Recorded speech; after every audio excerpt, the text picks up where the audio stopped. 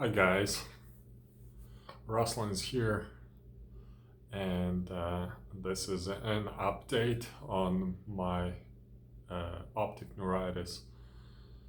Uh, it's been rough the last week or so.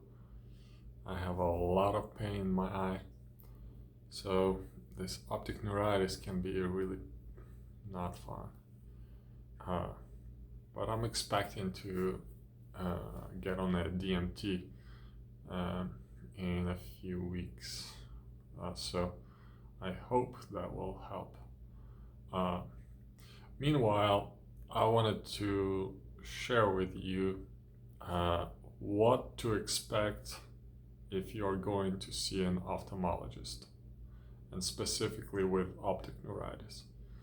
Uh, and I mean an ophthalmologist, your regular optician, uh, not a so-called neuro-ophthalmologist, which is more rare kind of doctor.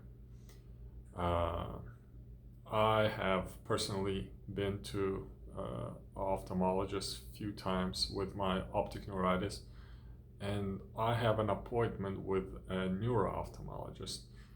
So I don't yet know what to expect from seeing that doctor. But I can tell you what you could expect from seeing your optician. So there are basically 4 tests they can do, and the first one is the most basic visual chart.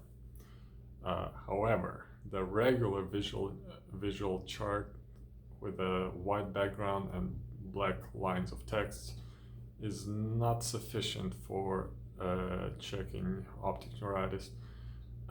You will need to have a so-called low contrast visual chart. And the difference is that in low contrast visual chart, the background is actually gray. And when you are reading black letters on a gray background, it is very difficult to make them out. But if you have good eyes, you'll have no problem passing that test. With optic neuritis, however, that's when it becomes obvious. So you might need to actually ask your optical doctor for that kind of low contrast chart. When I saw my ophthalmologist, he didn't even think of offering it. It's because I've read it up on the online. I asked him for that, and he found one. And he, I'm sure, is a very good doctor, but there are very few patients with issues like this. So that's number one.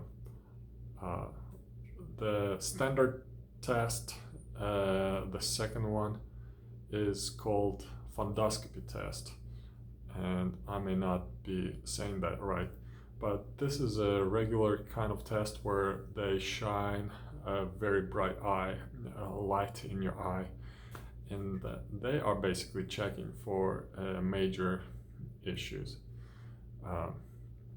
They do this test even with no optic neuritis. And you probably, if you've been to eye doctor, you've probably had that. The third test is called optical coherence test, OTC, OCT test.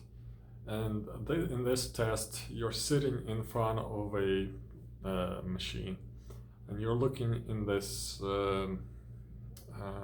in these eye holes, and looking on some kind of visual scenery, and the person on the other side is using a joystick and they move it around.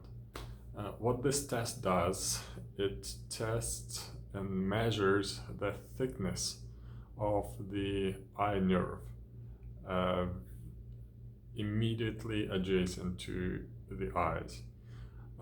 It's pretty amazing they can do this, and the result the doctor shows is kind of similar to a result from a Lyman test, for example, where for each, let's just take a Lyman test as an example. You have two wheels and they have different kind of adjustments. So it shows these different things in colors. Like this particular one is good, so it's in green, and this is not so good, so it's in red. And it's the same thing. For each eye, you get measurements for the top, bottom, left, and right portions, and it's in eye color. It's in color, and also it has numbers. The good numbers is 80 millimeters and above is good thickness of eye nerve, but below is not good. And what that indicates is if there is any inflammation directly on the edge of that nerve, then it will show up on this test. Finally, the fourth test is called visual evoke potential test. And in this test, they are measuring the speed of the signal from your eye to the visual cortex. And the way they do it is with electrodes. They hook up electrode here on one eye and electrode on above the other eye, two electrodes in the back, and you basically are looking at the screen that has a checker box pattern that is moving, and you are watching with each eye separately, and that basically tells them how fast the signal travels for each eye.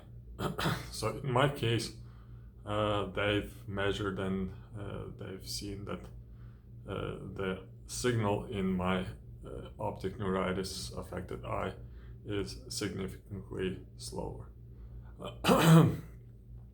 So with that, that's basically 4 tests: the visual chart, the fundoscopy test, the optic coherence test, OCT test, and the evoke potential test.